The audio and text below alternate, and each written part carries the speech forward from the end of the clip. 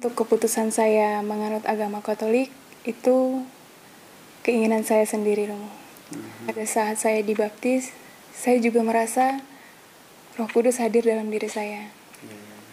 Setiap saya melakukan doa, saya rasa saya lebih nyaman, Romo. Saya rasa saya benar-benar terlahir kembali.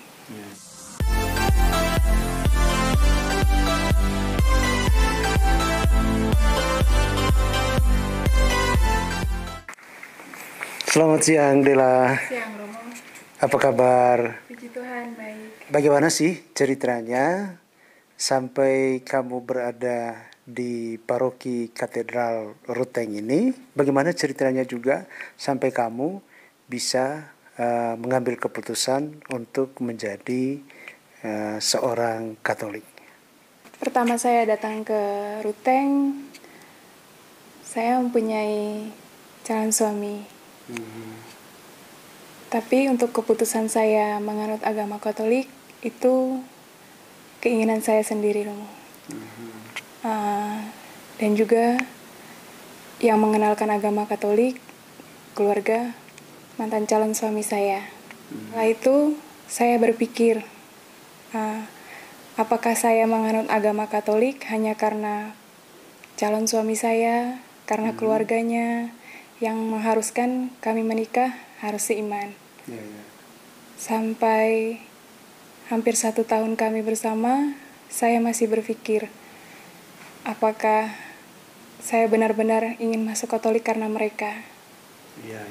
Tetapi setelah banyak cobaan yang saya dapat dari saya dan calon suami, saya akhirnya berpikir, Romo, semua itu bukan karena calon suami saya, bukan karena keluarganya yang ingin saya seiman sama mereka, tapi karena diri saya sendiri. Pertama kali saya dikenalkan dengan Tuhan Yesus, saya rasa hidup saya jauh lebih tenang. Ada mukjizat yang saya dapat, padahal itu saya sama sekali belum dibaptis, Romo. Tetapi semakin saya mengimani Tuhan Yesus, saya rasa nyaman dalam diri saya. Sampai pada akhirnya saya sadar kalau saya ingin menganut agama Katolik bukan karena suami saya atau karena keluarganya. Kira-kira tepatnya tanggal berapa tiba di Ruteng ini? Tahun berapa? Saya tiba di Ruteng tahun 2021, tanggal 18 Juni. Tanggal 18 Juni.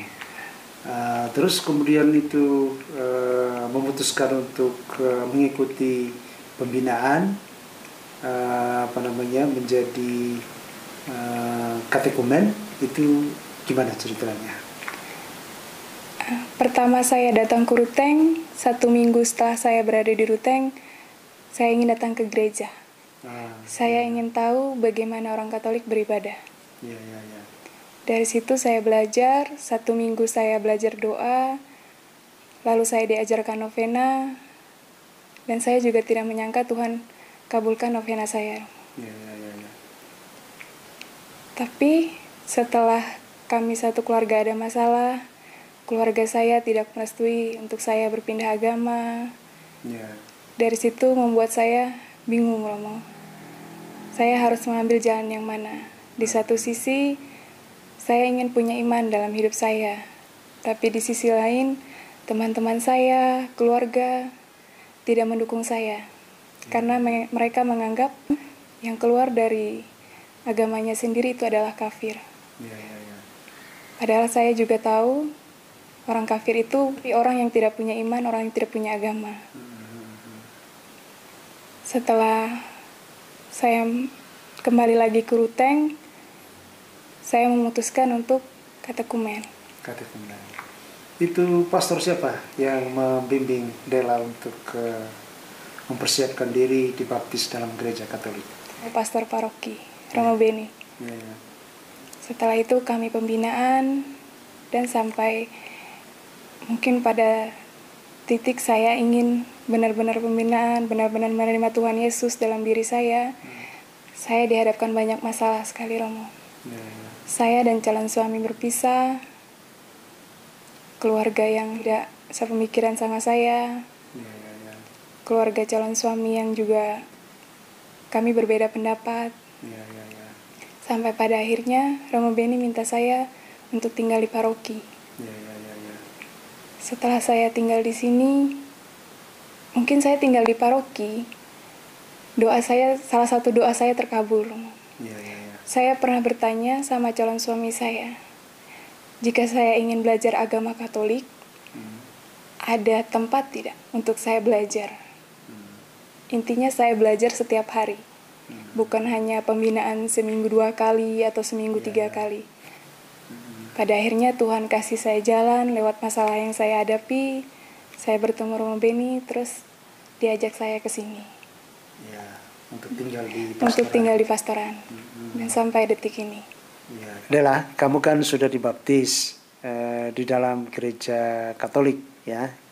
Dan baptisnya juga itu di gereja Katedral Maria Assumpta Ruteng. Kira-kira bagaimana pengalaman rohani Dela ketika dibaptis di dalam gereja Katolik? Kesan yang saya dapat waktu saya dibaptis, ini awal hidup saya yang baru. Pada saat saya dibaptis, saya juga merasa Roh Kudus hadir dalam diri saya. Setiap saya melakukan doa, apapun yang saya lakukan dalam nama Bapa, saya rasa saya lebih nyaman, Romo. Saya lebih tenang. Dan pada saat saya dibaptis kemarin, saya rasa saya benar-benar terlahir kembali. Walaupun saya tahu dosa saya begitu banyak, tapi saya merasakan saya percaya sama Tuhan.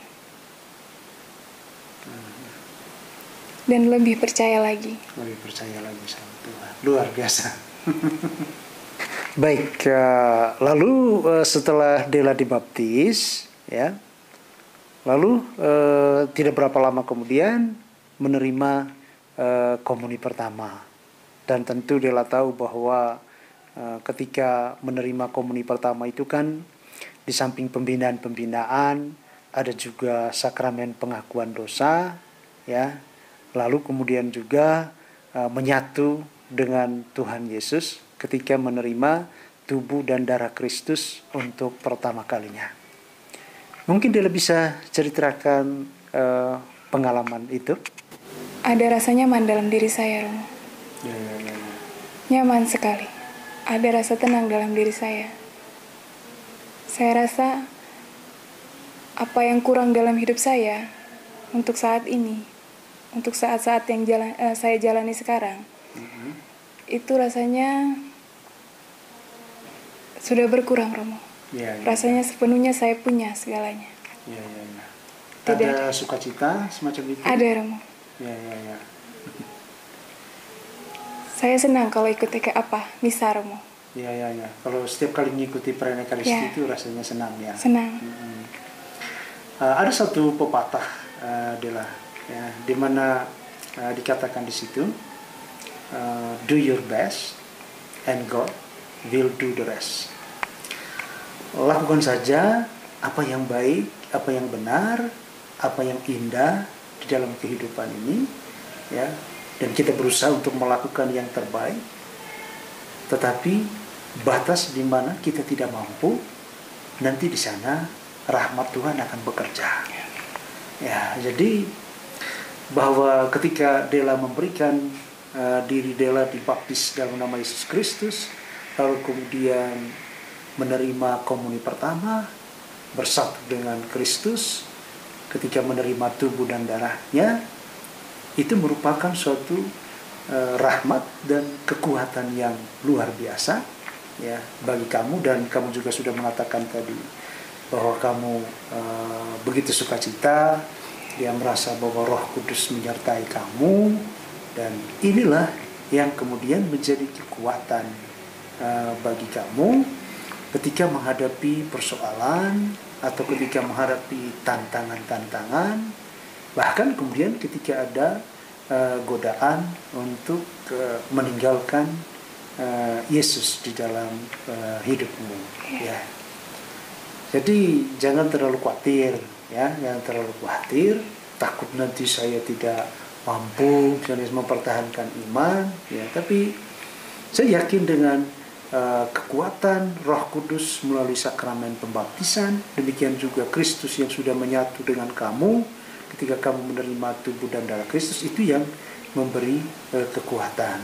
Dan satu yang menarik tadi, ketika kamu mengatakan bahwa kamu senang mengikuti perayaan Ekaristi, kamu senang setiap kali kamu mengikuti perayaan Ekaristi lalu menerima tubuh Kristus. Saya kira sukacita itu yang kemudian ya akan tetap hidup di dalam diri kamu dengan kekuatan Roh Kudus Tuhan. Kira-kira bagaimana tanggapan kamu tentang apa yang saya katakan tadi? Saya lebih optimis lagi, Romo. Ya, saya percaya kalau saya mengimani Tuhan Yesus, saya terus berdoa, saya terus melakukan yang terbaik, saya tetap bertahan di agama saya yang sekarang. Ya. Lalu satu lagi sakramen yang penting, ya, yang Dela akan terima nanti, yakni sakramen Krisma. Dan itu merupakan tanda kedewasaan ya di dalam iman Katolik, karena di dalam sakramen Krisma itu nanti ada pencurahan Roh Kudus sekaligus juga ya karunia-karunia Roh Kudus, ya. Ada karunia iman, ada karunia nasihat, ada karunia pengetahuan, ada karunia kebijaksanaan, ada karunia berbahasa roh, karunia menafsirkan bahasa roh, ya. Jadi karunia-karunia Roh Kudus itulah itu mendewasakan kita, ya. Lalu kemudian membuat kita mampu ya, bukan saja mengimani Kristus, ya, untuk kepentingan kita sendiri, tapi kita mulai bersaksi, ya, tentang ya, pengalaman rohani yang kita terima ketika kita dekat dengan Yesus. Juga kemudian kita bisa terjun juga di dalam karya-karya sosial karitatif, ya, sebagaimana diajarkan oleh Yesus, ya, karya cinta kasih, ya, membantu orang dalam segala hal, ya, termasuk juga ya untuk melayani Tuhan Yesus misalnya, ya, dari hal kecil mungkin menjadi misdinar, ya, membantu menjadi lektor, ya, menjadi apa di dalam gereja, petugas-petugas liturgi, ya.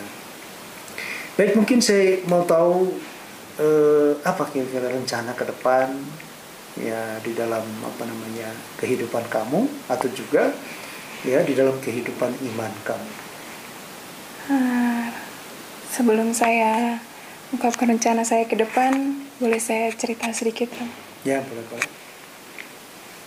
Saat saya belajar agama Katolik, waktu saya pembinaan, saya merasa diri saya itu seperti anak kecil yang baru belajar. Ya. Banyak sekali pertanyaan yang ingin saya tanyakan. Banyak sekali apapun itu yang ingin saya tahu. Dari Tuhan Yesus itu siapa? Dari situ saya ingin betul-betul percaya kalau Tuhan Yesus itu Tuhannya kita. Ya. Dan saya juga tahu Allah yang kita sembah itu hanya satu. Cara menghayatinya. Ya, Romo. Ya. Bahwa kita lebih concern ya terhadap misalnya inti dari ajaran agama itu sendiri. Misalnya dalam ajaran Kristen, dalam ajaran ke Gereja Katolik, ialah cinta kasih. Ya. Dan cinta kasih itu pertama-tama adalah cinta kepada Allah itu sendiri, ya. Lalu kemudian ya cinta kepada sesama kita, ya, termasuk juga mencintai diri sendiri, ya.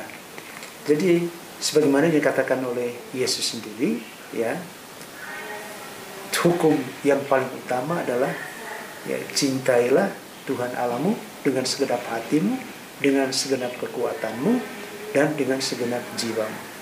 Dan perintah yang kedua yang sama dengan perintah yang pertama, yaitu kasihilah sesama manusia seperti dirimu sendiri. Di agama yang lain misalnya ada juga ajaran seperti itu, tapi mungkin intensitasnya atau faktor pribadinya. Ya. Ya. Karena seperti kamu tahu misalnya Yesus Kristus itu bukan konsep, tetapi seorang pribadi. Ya. Berarti sebagaimana kita mengenal orang, ya kata-katanya, ya perasaan hatinya, ya gitu. Sehingga ketika kita bertemu dengan dia, berdoa kepadanya, kita bertemu dengan seorang pribadi. Ya, sebagaimana kita berjumpa dengan seseorang yang sangat baik dalam kehidupan kita atau yang sangat kita cintai dalam kehidupan kita. Pertama, dia mendengarkan kita, lalu kemudian dia mencintai kita, lalu dia mengampuni dosa-dosa kita sebesar apapun dosa-dosa kita, lalu kemudian bahkan dia memberikan Roh Kudusnya kepada kita, ya, dengan karunia-karunia seperti yang saya katakan tadi, sehingga kita mampu untuk tidak lagi melakukan dosa-dosa yang kita lakukan, malah melakukan sesuatu yang berarti dalam kehidupan kita selanjutnya, baik terhadap kita sendiri maupun terhadap orang lain atau terhadap gereja itu sendiri. Saya rasa itu semua sudah saya terima. Ya, puji Tuhan. Kenapa saya bilang saya sudah menerima itu semua? Di saat saya ada masalah, saya tidak pernah lagi membenci orang. Ya. Saya tidak pernah lagi rasanya ingin balas dendam, ingin mendoakan yang jelek, ataupun mendoakan semoga orang yang jahat di saya mendapatkan karma.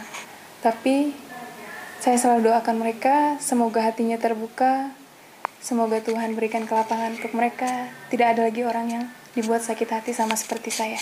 Ya. Luar biasa. Seperti yang kamu katakan tadi, bahwa ketika kamu memutuskan untuk menjadi Katolik, lalu dibaptis, lalu kemudian menerima komuni, ya kamu berpikir, ya orang tua kamu tidak setuju. Iya. Calon suami yang mungkin saja meninggalkan kamu sekarang. Ya. Nah sekarang itu semua bisa jadi merupakan pengalaman pahit. Setelah Dela dibaptis, setelah Dela menerima sakramen komuni kudus itu, bagaimana pikiran atau perasaan atau penghayatan Dela terhadap misalnya masalah itu tadi, orang tua atau juga dengan calon suami? Semakin saya mengimani Tuhan Yesus, saya merasa masalah itu tidak ada artinya, Romo. Sampai saat ini, saya menyikapi semua masalah itu dengan cara saya serahkan semuanya kepada Tuhan. Mungkin itu luka yang sakit sekali buat saya, tapi saya percaya Tuhan ada sama saya.